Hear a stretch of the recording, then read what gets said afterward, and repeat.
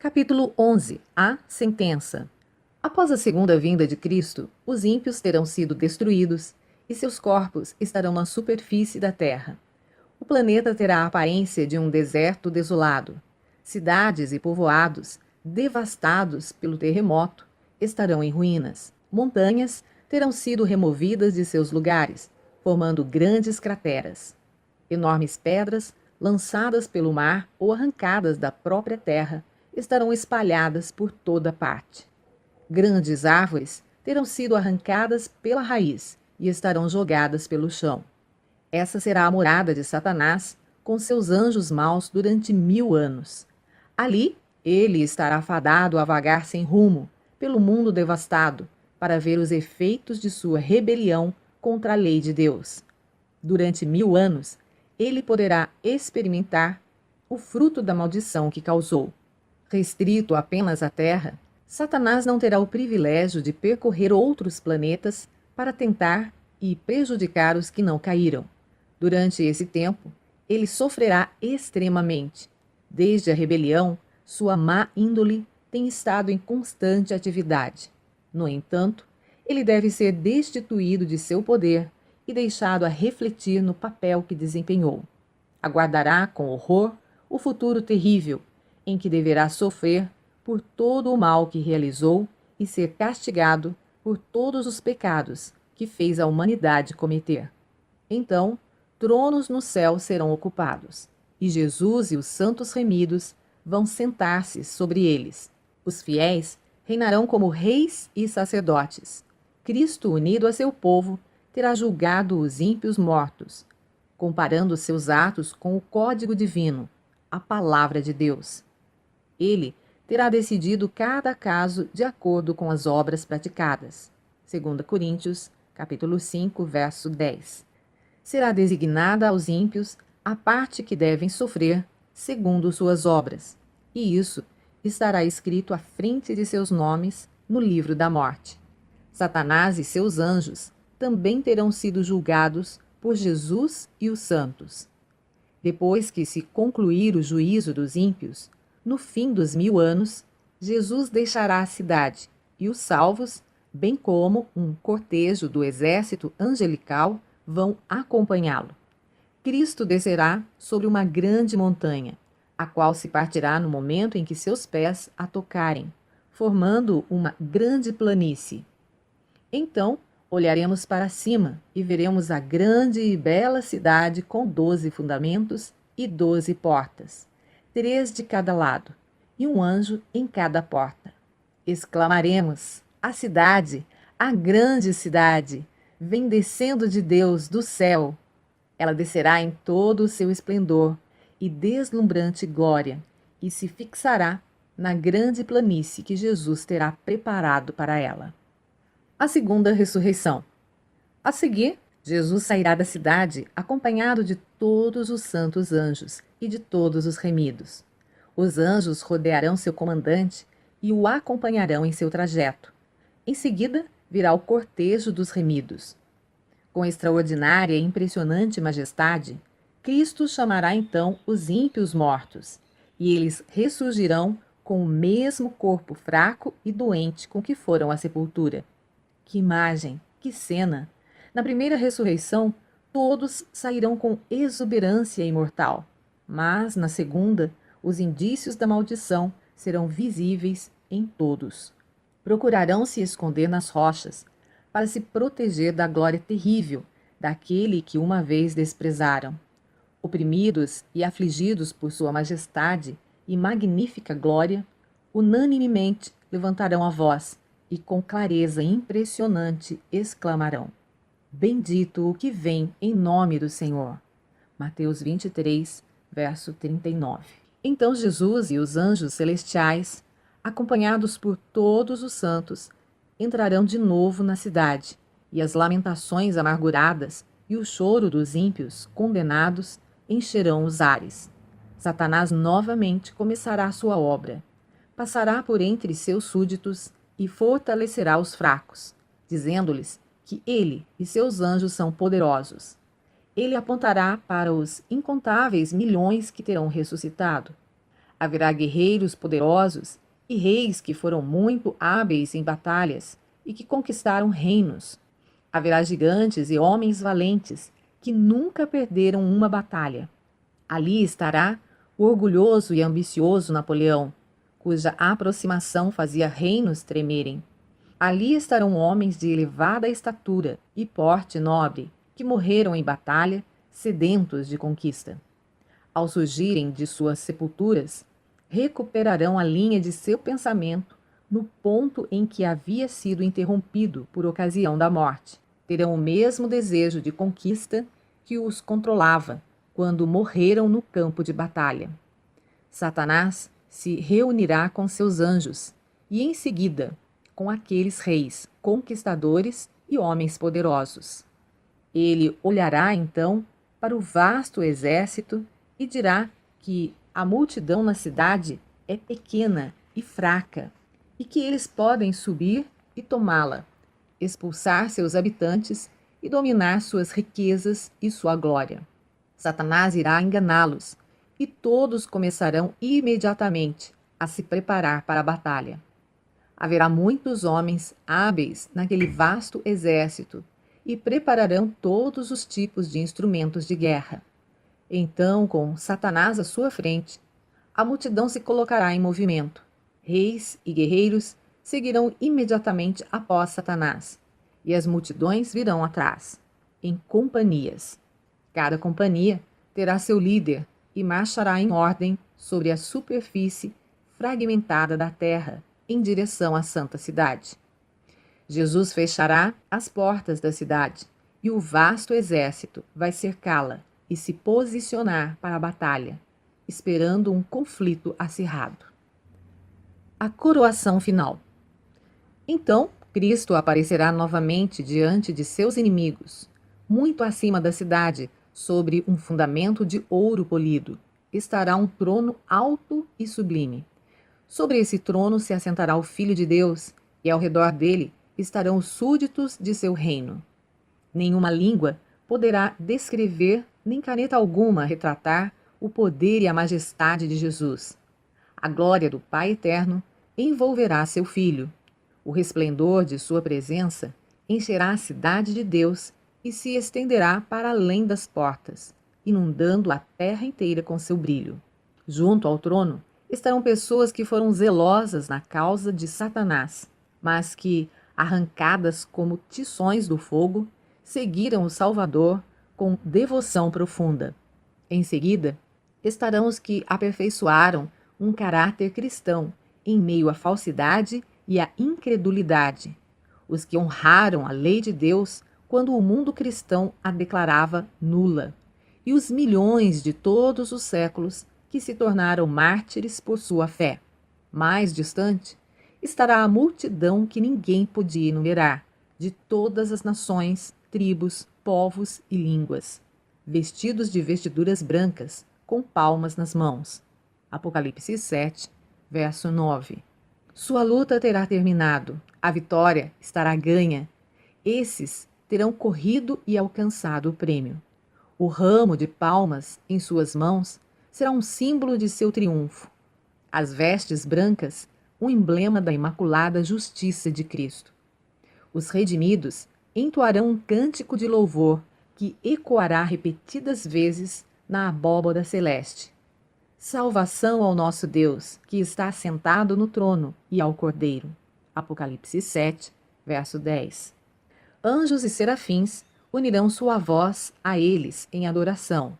Tendo os redimidos contemplado o poder e a malignidade de Satanás, verão como nunca antes que poder algum, a não ser o de Cristo, poderia tê-los feito vencedores. Em toda aquela resplendente multidão, não haverá ninguém que atribua a salvação a si mesmo, como se tivesse prevalecido pelo próprio poder e pela própria bondade. Nada se dirá do que tiveram feito ou sofrido. Antes, o tema de cada cântico, a nota tônica de todo o hino será: salvação ao nosso Deus e ao Cordeiro. Apocalipse 7, verso 10. Na presença dos habitantes da terra e do céu reunidos, será realizada a coroação final do Filho de Deus.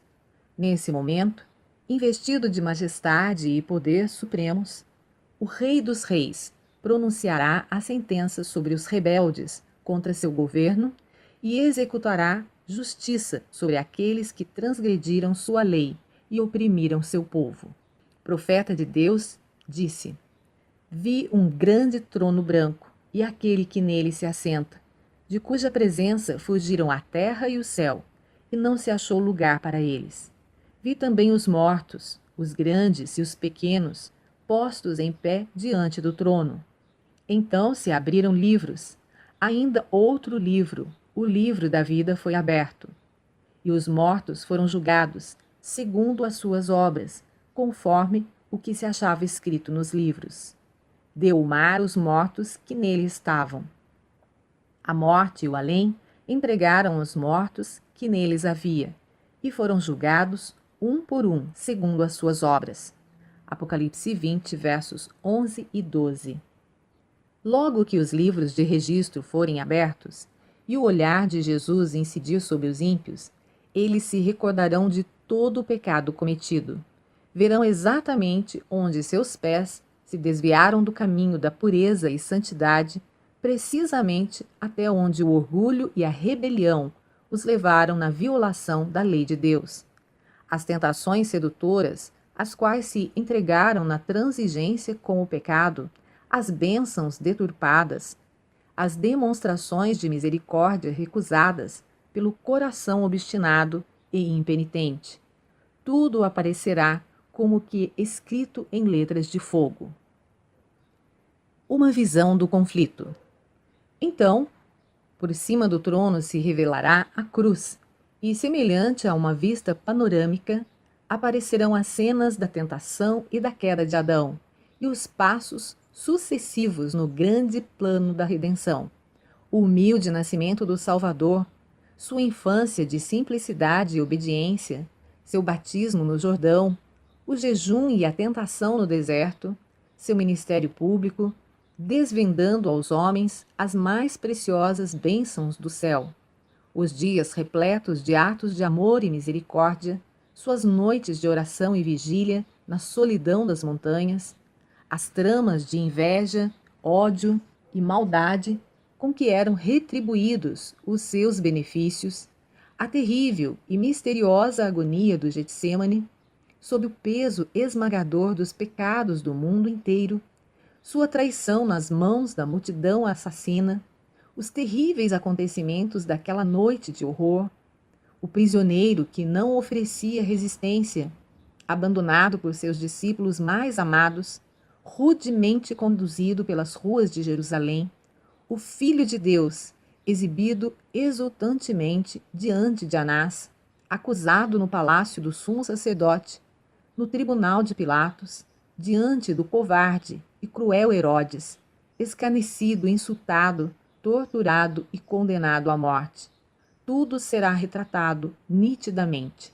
Em seguida, diante da multidão agitada, serão reveladas as cenas finais. O paciente sofredor trilhando o caminho do Calvário, o príncipe do céu suspenso na cruz, os sacerdotes arrogantes e a multidão zombadora escarnecendo de sua agonia mortal, as trevas sobrenaturais, a terra a tremer, as rochas despedaçadas e as sepulturas abertas, marcando o momento em que o Redentor do mundo entregou a vida. O terrível espetáculo mostrará exatamente o que aconteceu. Satanás, seus anjos e súditos não terão como se desviar da representação de sua própria obra e vida. Cada ator relembrará a parte que desempenhou. Herodes, matando as crianças inocentes de Belém, a fim de destruir o rei de Israel. A malvada Herodias, sobre cuja alma criminosa pesa o sangue de João Batista. O fraco e oportunista Pilatos. Os soldados zombadores, os sacerdotes e príncipes e a multidão enfurecida que clamou: caia sobre nós o seu sangue e sobre nossos filhos. Mateus 27, verso 25. Todos contemplarão a dimensão de seu crime. Inutilmente tentarão se ocultar da majestade divina do rosto de Jesus, mais resplandecente que o sol, enquanto os remidos lançam suas coroas aos pés do Salvador, exclamando: Ele morreu por mim. Entre a multidão resgatada estarão os apóstolos de Cristo, o valente Paulo, o fervoroso Pedro, o amado e afetuoso João, seus fiéis irmãos, e com eles o vasto exército dos mártires. Ao mesmo tempo, fora dos muros, com tudo o que é ruim e abominável, estarão aqueles pelos quais foram perseguidos, presos e mortos. Ali estará Nero, aquele monstro cruel e imoral, contemplando a alegria e exaltação daqueles que ele torturou e em cujas aflições mais extremas encontrou prazer satânico. Sua mãe estará ali para testemunhar o resultado de sua própria obra, para ver como os maus traços de caráter transmitidos a seu filho, os desejos cultivados e desenvolvidos por sua influência e seu exemplo, produziram frutos nos crimes que fizeram o mundo estremecer. Ali estarão sacerdotes e prelados romanistas, que alegaram ser embaixadores de Cristo e, no entanto, fizeram uso de instrumentos de tortura, da masmorra e da fogueira para dominar a consciência de seu povo.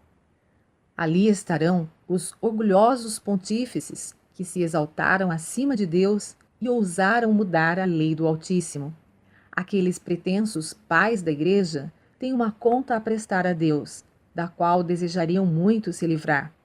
Eles terminarão vendo tarde demais que o Onisciente é zeloso de sua lei e que, de nenhuma forma, terá por inocente o culpado. Entenderão que, para Cristo, os interesses de seu povo sofredor também são seus, e sentirão a força de suas palavras.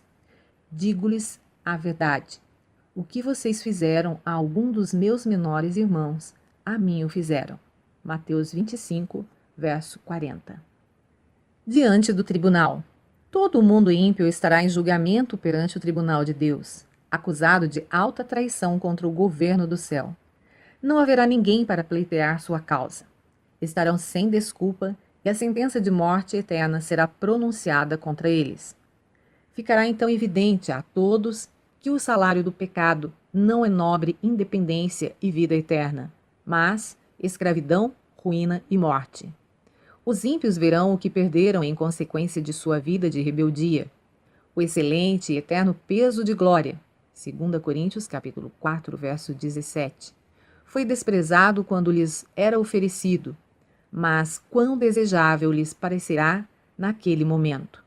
Tudo isso eu poderia ter ganhado, exclamará o perdido, mas preferi manter essas coisas longe de mim. Que presunção absurda! Troquei a paz, a felicidade e a honra pela miséria, infâmia e desespero. Todos verão que sua exclusão do céu é justa. Por sua vida, declararam: não queremos que este reine sobre nós. Lucas, capítulo 19, verso 14. Como que extasiados, os ímpios contemplarão a coroação do Filho de Deus. Verão em suas mãos as tábuas da lei divina, os estatutos que desprezaram e transgrediram. Eles testemunharão as expressões de admiração, alegria e adoração por parte dos salvos. Ao se propagar a melodia pelas multidões fora da cidade, todos unidos exclamarão: grandes e admiráveis são as tuas obras, Senhor Deus Todo-Poderoso. Justos e verdadeiros são os teus caminhos, ó Rei das Nações. Apocalipse 15, verso 3. E prostrando-se, adorarão o príncipe da vida. A segunda morte. Satanás parecerá paralisado ao contemplar a glória e majestade de Cristo. Aquele que foi um querubim cobridor se lembrará de onde caiu. Ele, um serafim resplandecente, filho da alva, Isaías 14, verso 12, mudou tanto como se rebaixou. Ele verá que sua rebelião voluntária o inabilitou para o céu. Desenvolveu suas habilidades para guerrear contra Deus. A pureza, paz e harmonia do céu lhe seria uma tortura extrema. Suas acusações contra a misericórdia e a justiça de Deus silenciarão naquele momento. A culpa que se esforçou para lançar sobre o Criador recairá totalmente sobre ele. Então, Satanás se curvará e confessará a justiça de sua sentença. Todas as questões sobre a verdade e o erro no prolongado conflito serão esclarecidas. A justiça de Deus estará plenamente vindicada. Perante o universo, será apresentado de maneira clara o grande sacrifício feito pelo Pai e o Filho em favor do ser humano.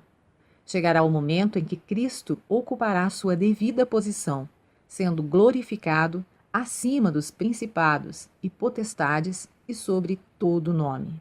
Apesar de Satanás ser compelido a reconhecer a justiça de Deus e a curvar-se à supremacia de Cristo, seu caráter permanecerá sem mudança.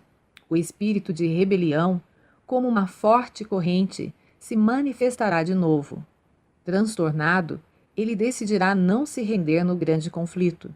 Chegará o tempo para a última e desesperada luta contra o Rei do Céu. Ele sairá em direção a seus aliados e se esforçará para inspirá-los com sua fúria, incitando-os a uma batalha imediata. Mas, entre todos os incontáveis milhões que seduziu a rebelião, não haverá ninguém que reconheça sua supremacia. Seu poder terá chegado ao fim. Os ímpios estarão cheios do mesmo ódio a Deus, o qual inspira Satanás. Porém, eles verão que seu caso é sem esperança, que não podem prevalecer contra Deus. Então, a ira deles se acenderá contra Satanás e contra os que foram seus instrumentos de engano. Com fúria demoníaca, se voltarão contra eles. Haverá assim uma cena de conflito universal. Então, se cumprirá a palavra profética, porque a indignação do Senhor está contra todas as nações e o seu furor contra todo o exército delas. Ele as destinou para a destruição e as entregou à matança. Isaías 34, verso 2. Fará chover sobre os perversos brasas de fogo e enxofre, e vento abrasador será a parte do seu cálice. Salmos 11, verso 6. Da parte de Deus descerá fogo do céu, a terra se fenderá, serão expostas as armas escondidas em suas profundezas.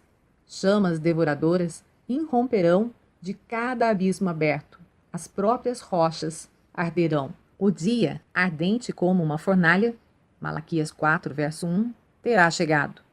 Os elementos se fundirão pelo intenso calor, e toda a terra e as obras que nela houver serão queimadas. 2 Pedro, capítulo 3, verso 10. O fogo mais intenso será preparado para o rei, o líder da rebelião.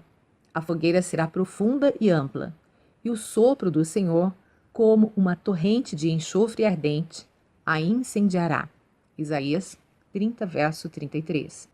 A superfície da terra parecerá uma massa fundida, um vasto e fervente lago de fogo. Será o tempo do juízo e da ruína dos homens maus, o dia da vingança do Senhor, ano de retribuições pela causa de Sião. Isaías 34, verso 8. Os ímpios receberão sua recompensa na terra. Provérbios 11, verso 31. Eles serão como palha, e o dia que está para vir os abrasará, diz o Senhor dos Exércitos. Malaquias 4, verso 1. Alguns serão destruídos em um momento, enquanto outros sofrerão muitos dias. Todos serão punidos segundo suas ações. Tendo sido os pecados dos justos transferidos para Satanás, o originador do mal, ele deverá suportar seu castigo. Assim, ele terá de sofrer não somente pela própria rebelião, mas por todos os pecados que fez o povo de Deus cometer. O castigo dele deverá ser muito maior do que o daqueles a quem enganou. Depois que perecerem todos os que caíram por seus enganos, ele ainda deverá sofrer mais. Nas chamas purificadoras, os ímpios serão finalmente destruídos, raiz e ramos. Satanás, a raiz, e seus seguidores, os ramos. A justiça de Deus será executada, e os santos e toda a multidão de anjos dirão em alta voz: Amém. Enquanto a terra estiver envolta nas chamas da vingança de Deus, Os justos permanecerão em segurança na cidade santa. Sobre os que tiverem parte da primeira ressurreição, a segunda morte não terá poder. Apocalipse 20, verso 6. Ao mesmo tempo que é um fogo consumidor para os ímpios, Deus é tanto sol quanto escudo para seu povo. Salmos 84, verso 11.